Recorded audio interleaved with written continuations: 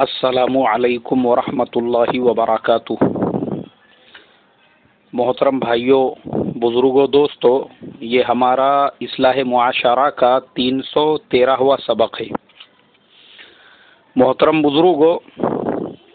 اس بات کی مجھے بے انتہا خوشی ہے، الحمدللہ آج پورے مہاراشٹرا میں جس طرح سے مسلمانوں نے مسلکوں سے، تنظیموں سے، جماعتوں سے، پارٹیوں سے اوپر اٹھ کر اپنے اتحاد اتفاق کا اظہار کیا، اس سے ایک نئی روشن کی امید جاگ گئی کہ الحمدللہ آج کے مسلمانوں میں اور 92 میں جب بابری مسجد کو شہید کر کے پورے ہندوستان میں مسلمانوں کو نشانہ بنا کر نیست و نابود اور برباد کر دیا گیا تھا، اور 2002 میں گجرات کے اندر احمد آباد میں خاص طور پہ محلے کیا محلے اور بستیاں کیا بستیاں مسلمانوں کی اجاڑ دی گئی تھی، اور 1985 میں ہاشم پورہ میرٹھ میں جس طرح سے مسلمانوں کو گھروں سے کھینچ کے نکال کر روڈوں پہ راستوں پہ کھڑے کر کے لائن سے شہید کر دیا گیا تھا، وہ زمانہ اور تھا، اور الحمدللہ آج کا زمانہ اور ہے۔ تب کے مسلمان اور تھے، اب کے مسلمان اور ہے۔ یہ جوش، یہ جذبہ، یہ اتحاد، یہ اتفاق دیکھ کر کم سے کم دل کے اندر یہ خیال تو پیدا ہوا کہ الحمدللہ بھلے ہی 100% نہیں، مگر تقریباً آدھے سے زیادہ تو آج ہماری قوم بیدار ہو چکی ہے، ان میں اپنا حق مانگنے کا حوصلہ اور جذبہ تو آ چکا ہے، اپنے حق کو حاصل کرنے کے لیے وہ روڈوں پہ راستوں پہ نکل تو سکتے ہیں، دھرنے آندولن تو دے سکتے ہیں۔ پورے مہاراشٹرا کے ہر تعلقے میں ہمارے نوجوانوں نے، ہمارے بچوں نے، ہمارے بوڑھوں نے، ہمارے بڑھوں نے، اور ہر ضلع میں اور ہر شہر میں جس طرح سے آج دھرنے آندولن کیے،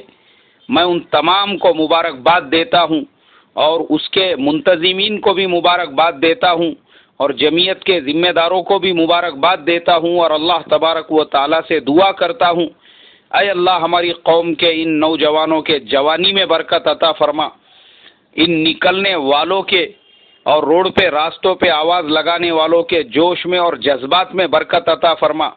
ان کی آواز سے گورنمنٹ کے ویدھان سبھا اور پارلیمنٹ کو ہلانے کے فیصلے فرما، اور ان کی آواز میں وہ جوش، وہ جذبہ، وہ طاقت پیدا فرما کہ گورنمنٹ اپنی جگہ سے ہل جائے خالی ان کی آواز سن کے۔ الحمدللہ یہ بہت ہی ہمارے لیے محترم بزرگوں امید کی بات ہے کہ الحمدللہ آج مسلمانوں میں یہ چیز بھی سمجھ میں آ چکی ہے کہ ہم کو مسلکوں اور جماعتوں سے اوپر اٹھنا ضروری ہے، اس لیے آج کے تمام ہی پروگراموں میں جہاں پر بھی یہ دھرنے آندولن ہوئے، یہ چیز بھی دیکھنے کو ملی کہ ہر مسلک کے لوگ اگر تبلیغی جماعت کے ساتھی تھے تو وہی بریلوی مسلک کے بھی ہمارے بھائی کاندھے سے کاندھا ملا کر کھڑے ہوئے تھے، اور جہاں جماعت اسلامی نے جمعیت کے پروگراموں کو سپورٹ کیا، وہیں پہ ہمارے جو سلفی اور غیر مقلدین بھائی ہیں وہ بھی مسلمانوں کے ساتھ میں آواز پہ آواز لگا رہے تھے، کیونکہ وہ یہ جانتے تھے کہ یہ جو آواز لگ رہی ہے یہ صرف اور صرف قوم کے نام پر، یہ کسی مسلک کے لیے نہیں ہے، کسی جماعت کے لیے نہیں ہے، کسی فرقے، کسی تحریک، کسی تنظیم کے لیے نہیں، یہ پوری امت مسلمہ کے لیے آواز لگائی جا رہی ہے کہ مسلمانوں کو کامن، یعنی سب کے لیے کہ کوئی بھی رہو، لیکن وہ اگر مسلمان ہیں ان کو گورنمنٹ کی طرف سے ریزرویشن ملنا چاہیے، اور ہمارے پرسنل لا کی حفاظت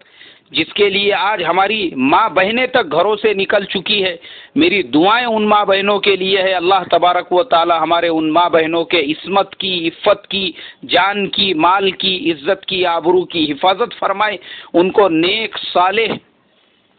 اولاد عطا فرمائے، اور اللہ تبارک و تعالی ان کے اس جوش کو، جذبے کو قبول فرمائے۔ میرے محترم بزرگوں، ہماری ماں بہنوں میں بھی کم طاقت نہیں ہے، یہ تو ہم ہیں وہ لوگ جنہوں نے خالی ان کو کچن کی زینت بنا کے رکھا ہوا ہے، ورنہ ہمارے سامنے تاریخ ہے اللہ کے پیارے نبی صلی اللہ علیہ وسلم کے زمانے کی جو ہماری ماں بہنیں تھیں اور اس زمانے کی جو صحابیات تھی، منع کرنے کے باوجود واقعات ملتے ہیں کہ وہ غزوہ احد میں اور غزوہ بدر کے اندر مریضوں کو زخم کے ان کی جو تیمار داری ہے اور شہیدوں کی نعشیں اٹھانے کا کام اور پانی پلانے کا کام کیا کرتی تھی۔ اللہ کے نبی صلی اللہ علیہ وسلم کی سگی پھوپھی حضرت صفیہ کا واقعہ تو مشہور ہے، اس زمانے کی ہماری ماں بہنیں ایسی تھی۔ اور حضرت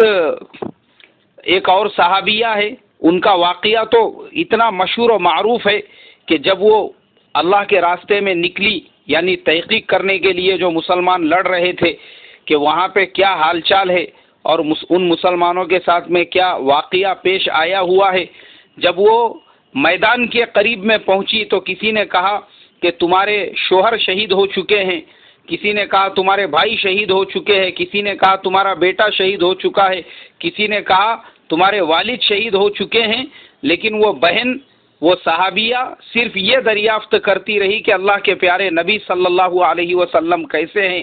میدان جنگ کے اندر وہ گھس گئی، اور گھسنے کے بعد یہ احد کا واقعہ ہے جب انہوں نے اللہ کے پیارے نبی صلی اللہ علیہ وسلم کے چہرے انور کی زیارت کی، تب ان کی جان میں جان آ گئی کہ میرے پیارے آقا سلامت ہے، اب مجھے اس بات کا غم نہیں ہے کہ میرا بیٹا شہید ہوا یا میرے والد شہید ہوئے یا میرا بھائی شہید ہوا یا پھر میرے شوہر شہید ہو گئے۔ یہ جذبہ ہماری ان صحابیات کے اندر ہم کو واقعات میں ملتا ہے، انہوں نے بھی کیسے کیسے کارنامے انجام دیے۔ حضرت ابو بکر صدیق رضی اللہ تعالیٰ عنہ کی بیٹی حضرت اسما کا واقعہ مشہور ہے۔ اسی طرح سے بہت ساری صحابیات کے واقعات ہم کو کتابوں کے اندر ملتے ہیں۔